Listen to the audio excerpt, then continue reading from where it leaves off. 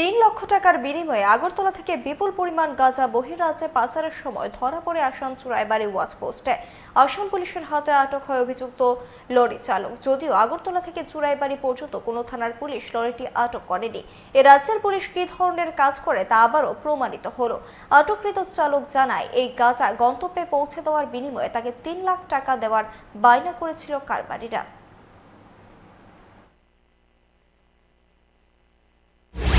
अमित कुमार, ये क्या सामान लेके आया है? गांजा कहाँ से लेके आया?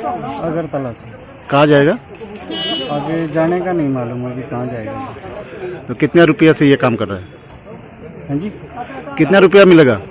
इसका 2.5-3 लाख रुपए देने को बोल रहा था। कौन बोला ये जिसने लोड करवाया था कि अगरतला से? हाँ।